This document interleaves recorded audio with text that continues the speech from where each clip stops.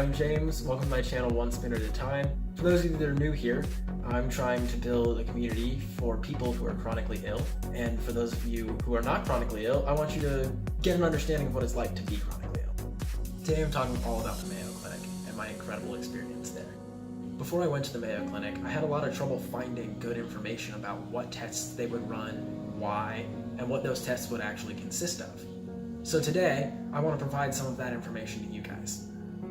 So what is the Mayo Clinic? The Mayo Clinic is a massive 20-story medical campus in Rochester, Minnesota. It employs over a quarter of the town's population, and in my experience, that means that they gave me an incredible experience, took all of the time they needed to really get to know me and my situation.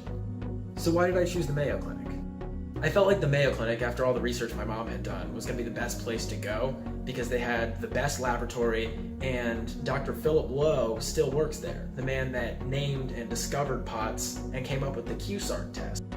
The process of getting into the Mayo Clinic involved calling the hospital and talking to them about my symptoms and getting a large packet of paperwork to fill out with questionnaires about my symptoms, my lifestyle, and all sorts of other things. The team they have working at the Mayo Clinic is awesome. They took all of the information that we gave them from my prior medical history and filling out all of these questionnaires. And by the time I arrived at the Mayo Clinic and went to my consultation, they had already scheduled out everything I needed and everything they thought I might need as well.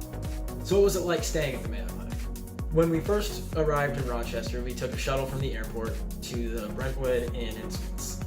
The heat was way too much in the room and we couldn't get it to turn down, so we ended up moving to the Kaler Grand Inn and Suites, which was really, really nice, and actually a closer walk to the Mayo building.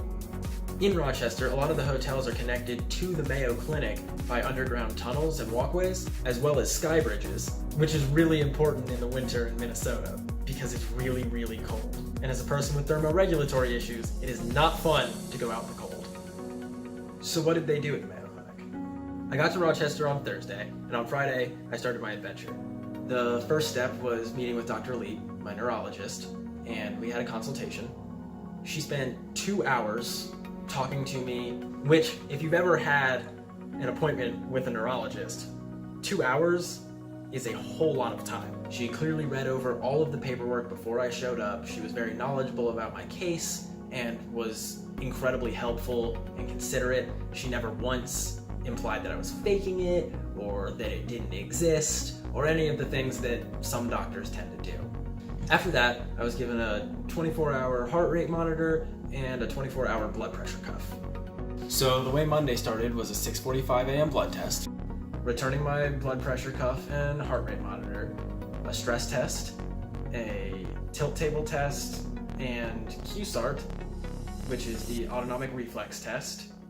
On Tuesday, I did my thermoregulatory sweat test and more blood work. Are you noticing a theme here? On Wednesday, I had my EMG, cue the blood work, overnight oximetry, and my GI consultation. On Thursday, I had an upper endoscopy, a 24-hour urine collection, and more blood work. On Friday, I had my consultation with the Fibromyalgia clinic and my final time getting blood work. Because of the size of their staff, they have departments that specialize in pretty much all areas of medicine. So if you have something strange or rare and something you think they may not treat, it may be worth it to give them a call. They will do everything in their power to treat you to the best of their abilities. And in my experience, that means something. So some of you may be wondering about the specifics of the tests. Don't worry, I've got you covered. I'm going to be getting really in-depth with all of that next week, covering my thoughts during all of the tests, what they were, why they did them, and what it helped the clinic to diagnose.